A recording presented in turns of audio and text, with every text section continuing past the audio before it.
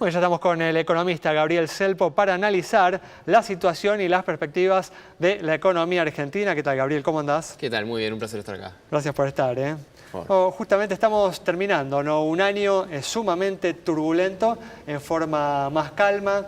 ¿Crees que la estabilización que ha logrado el gobierno en estas últimas semanas se puede mantener el tiempo o puede ser perturbada en cualquier momento por alguna situación que se dé?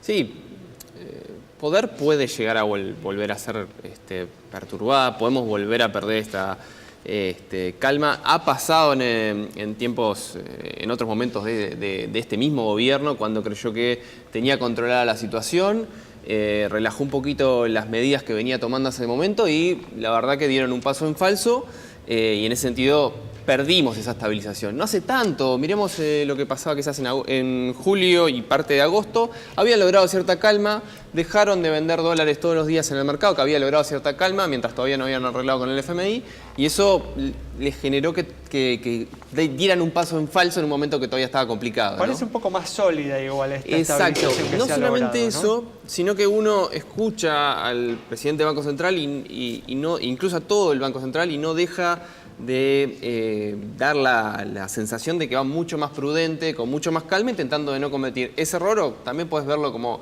también fue al principio de Sturzenegger, cuando bajó muy rápido la tasa. En marzo del 2016. Exacto, sí. están intentando evitar eso. ¿Por qué? Porque no tienen márgenes de error. Las elecciones están muy cerca y saben que un paso en falso comprometerían lo poquito de la recuperación que podés llegar a tener el año que viene, porque la inflación no se calmaría, recuperación de salario no tendrías, que es la principal variable para la recuperación económica, y ahí se complicaría muchísimo más todo, porque ahí de vuelta entra el riesgo político. En definitiva sería algo mucho más complicado. Lo bueno es que están dando, parece, pasos más firmes y esperemos que eso se mantenga, se consolide, porque es en gran parte lo que representa la recuperación del año que viene. Y en ese sentido, ¿no? ¿Estás de acuerdo con el ritmo al que el Banco Central viene bajando la tasa de interés? Sí, sí, yo estoy de acuerdo, incluso es un poquitito incluso más rápido de lo que yo esperaba, pero la verdad que viene haciéndose en línea con un tipo de cambio que se mantiene relativamente estable, incluso bastante pegado a lo que es la banda inferior. Lo cierto es que yo veo que están siendo relativamente prudentes y me alegra que lo estén haciendo. Hay un importante desafío la semana que viene, que es el tema del desarme de Levax, demás. Pero creo que lo viene haciendo relativamente prudente. O el último capítulo de las Levax, ¿no? Exacto, el último capítulo de las Levax. Esperemos que lo hagan con mucha prudencia, que el Tesoro logre colocar muchos pesos para que no queden en la calle, que en el mercado local es muy complicado, y podamos terminar el diciembre que venimos transitando, que viene siendo bastante tranquilo, que era uno de los objetivos del gobierno claramente, ¿no? A pesar de esta tranquilidad que mencionabas, el riesgo país sigue por las nubes, ¿no? ¿Cómo se explica esto? ¿Y qué tiene que hacer el gobierno? ¿Qué tiene que pasar para que el riesgo país comience a bajar? El riesgo país, yo creo que la principal que está incorporando, lo principal que está incorporando el riesgo país es el riesgo político, el cual incorpora la posibilidad de que llegue un candidato antimercado y defaultee. Bien. Uno ve un poco las encuestas y no ve una elevada probabilidad de que eso suceda, de que un candidato antimercado, Cristina, vamos a poner el nombre porque es lo que mira el mercado y lo ve, llegue al poder y defaultee. Pero aún así, el riesgo de default son 3.000, 5.000 puntos. Y eso hace que aunque seas un 10% de ese 3.000 puntos, son 300 puntos más de lo que deberías de tener. Nosotros capaz que esperamos, incluso todo el mercado tenía un poco ese consenso de que se empezara a materializar este riesgo más cercano a las elecciones, allá por el mes de abril o marzo, pero lo cierto es que el mercado, si hace algo, siempre anticipa, y lo que estamos viviendo ahora es ya el ciclo electoral donde nadie se quiere subir a los activos argentinos hasta que se despeje ese riesgo de que si eventualmente sucede es bastante catastrófico. En particular, ¿no? Gabriel, activos que vencen más allá del 2019, ¿no? Es brutal cuando uno ve la curva argentina, que ve la parte corta y está relativamente en línea con lo que debería de rendir, pero uno ve la larga en el 2020 y ya es un diferencial de 500 puntos básicos. Y acá un poco volviendo a tu pregunta, lamentablemente el gobierno no tiene muchas herramientas para poder llevar adelante porque no tiene que ver mucho más con el ciclo electoral, ¿no? Quizás un poco lo que tiene que hacer es no cometer errores, sin duda. Ahí tenemos los pasos firmes que tiene que ir llevando adelante el Banco Central y a su vez algún otro paso en falso que puede llegar a ser en términos políticos, que no haya ningún escándalo de corrupción, que esté todo relativamente tranquilo. Eso es un poco lo que tiene que ser y sobre todo transmitiendo cierta seguridad, pero eso creo que tiene que materializarse mucho más en los inversores.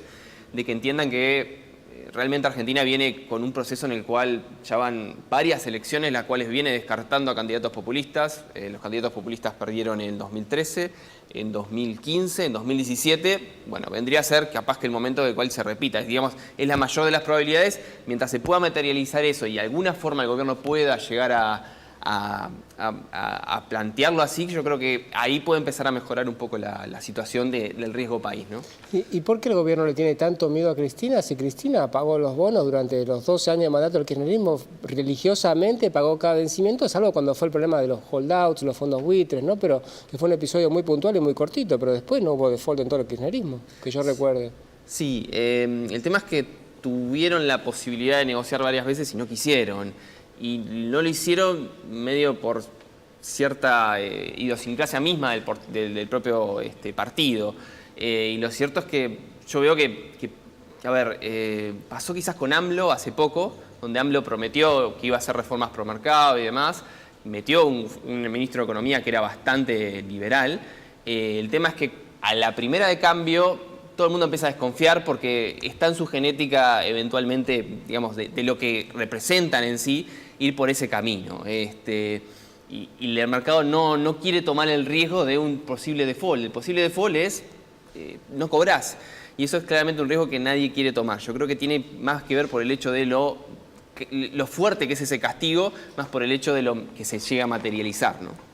Gabriel, esta semana se cumplieron, ¿no?, los 3 años del gobierno de Mauricio Macri. ¿Qué balance haces en materia económica? ¿Ves más cosas en el debe o en el haber? Heredó una situación muy complicada, pero muy complicada, con un déficit externo enorme, en parte muy explicado también por un déficit fiscal muy grande, elevados niveles de inflación, con un tipo de cambio atrasado, tarifas atrasadas. Llegó un gobierno y creo que tuvo errores de diagnóstico y errores de diseño del plan. Errores de diagnóstico los conocemos todos, la cantidad de errores que hicieron con la inflación, creer que iba a ser algo muy sencillo de bajar, creer que iban a llegar todas las inversiones de golpe. Errores de diseño porque no excesiva ambición, ¿no?, en las metas inflacionarias. Completamente. Errores de diseño porque no implementaron a rajatabla un programa muy cuidadoso en lo que tiene que ver la coordinación fiscal y monetaria al mismo tiempo. En un momento lo descoordinaron y ahí no había muchos grados de libertad para moverse fuera de eso y la verdad que los perdieron. Eso está todo en el debe, en el haber, a ver. Exacto. Eso fue un gran problema. Las cosas buenas que quedaron, bueno, tenemos un tipo de cambio que está depreciado, tenemos tarifas que están mucho más cercanos a lo que deberían de ser. Hemos reducido bastante el déficit externo en relación a esto. El déficit fiscal se ha reducido considerablemente y se ha reducido considerablemente con alguna baja de la carga tributaria y mejorando considerablemente la carga tributaria en términos de la composición, no cargar tanto, porque no solamente que tenías una elevada carga tributaria, era muy mala, con un consenso fiscal que delinea un plan a futuro. Por ende, no sé si seguirá Macri o no, pero posiblemente el que llegue, por lo menos cuando se pare en el 2019, pensando en 2020, va a tener un poquito más ordenada la economía de lo que planteó 2015. Muy bien, Gabriel, muchas gracias. Un gran placer. Nos vamos entonces con este análisis detallado del economista Gabriel Selpo sobre la situación de la economía argentina y las perspectivas que tiene por delante. Nos reencontramos el próximo miércoles a las 20:30 aquí en Metro.